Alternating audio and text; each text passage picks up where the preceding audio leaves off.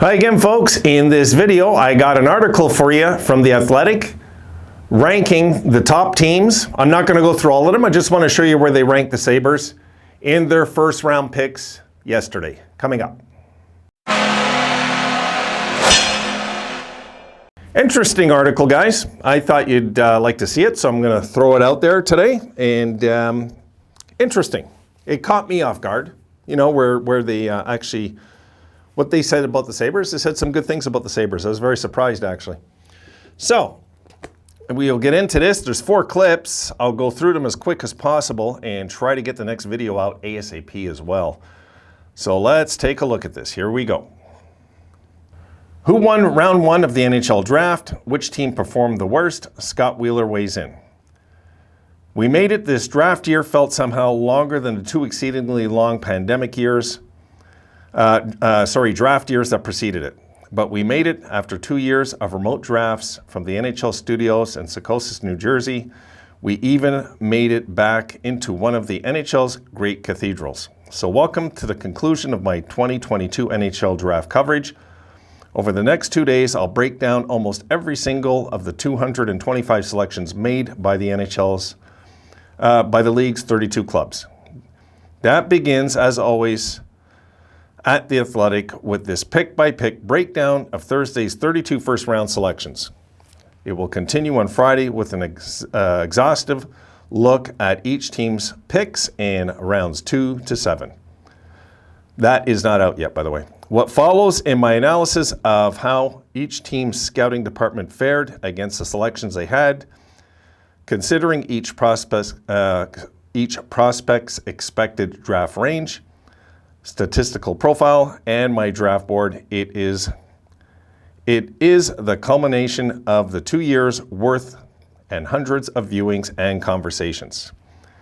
Sorry guys, let me clean my glasses, okay? Good God. Everything is like blurry and it's just nuts. Where is my... Yeah, I'll use this. Use these. These work. My goodness. Sorry, folks. All right, so now that I blotched all that up, we're going to go on to the next clip. Here we go.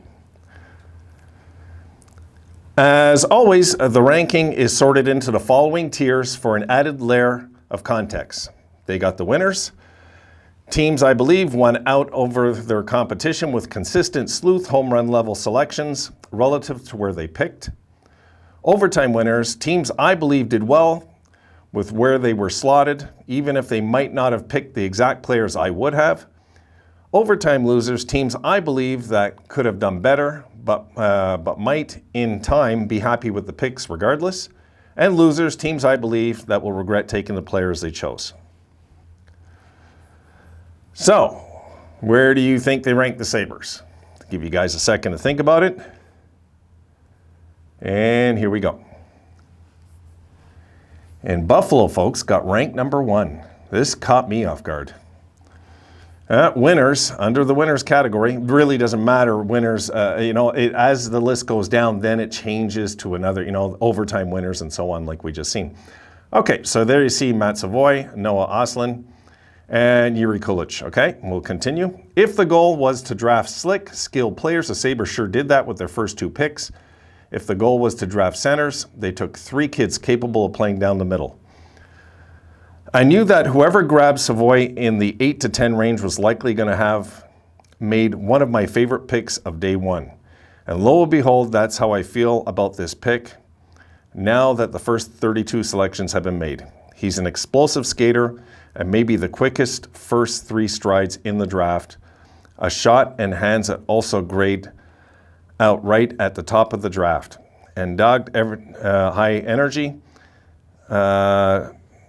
Sorry guys, I lost my spot. Here we go. Dogged high energy, never stop moving approach. For what it's worth too, I think he's going to be a center.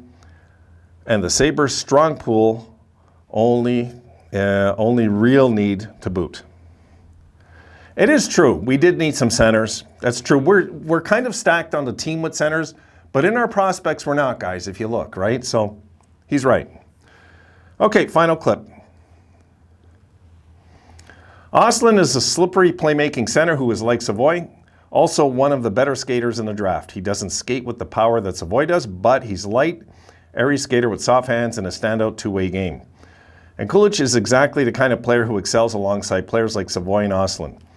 He's got one of the best shots in the draft, especially his one-timer, and he's also a complete hockey player with a pro build, a driven on-ice approach, soft hands, and impressive balance and control over his skates. Arguably, the league's best pool just got better. Last year's draft grades, we ranked number 7 as overtime winners, and on day 2, number 8 as overtime winners also. Not a long article, but I wanted to throw that out there. I was surprised they ranked us number 1. I gotta say, I was happy to see that. Of course, I want to see the Sabres anywhere from some of these guys that see a lot more than I do say these things. So I was very, very happy to read this.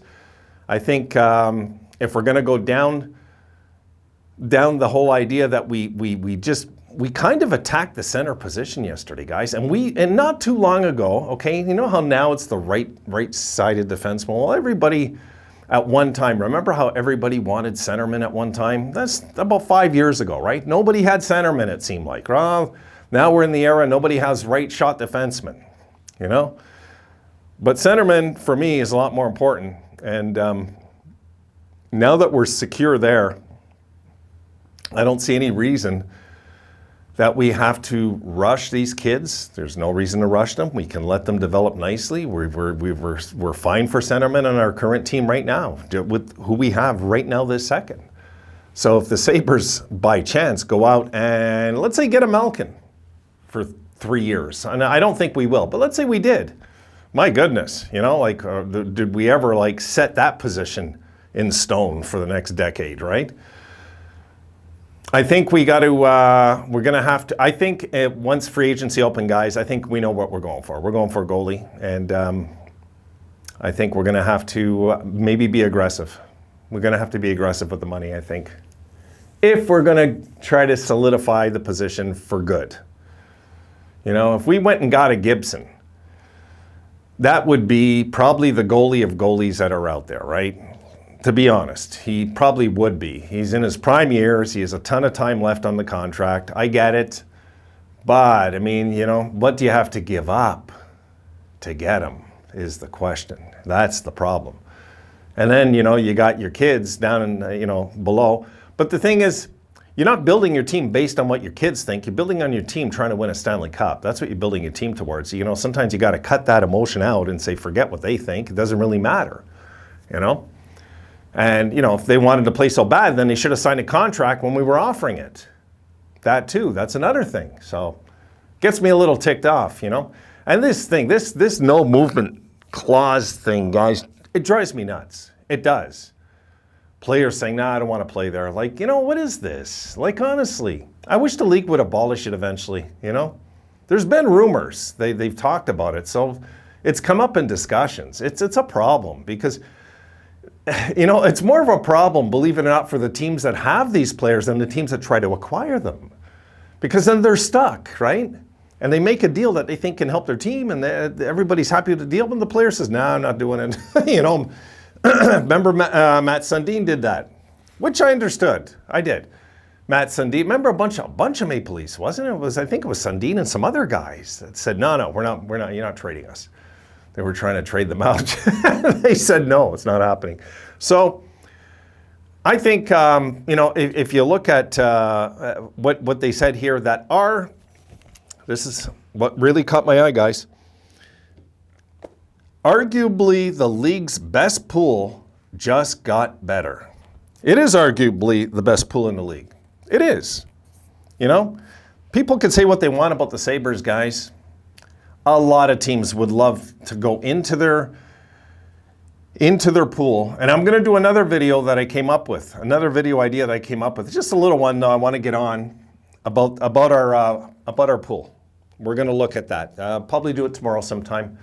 But I got to get to my notes tomorrow, guys. I might not be able to do videos because I got hours of notes I got to get to. So I've got to get to those tomorrow. We'll see. Okay, I'm going to stop that there because I do got one more video coming your way. So that's it for this one. I will get on the next one. and I'll get these out to you ASAP, guys. And again, apologies, I didn't get them out last night. Impossible. Just wasn't possible. How do you guys feel about that? I'm good with this. I'm really, really good with this. I like when they say that the Sabres like get the #1 spot in the first round, what they've seen. I'm good with that. See you in the next one, guys.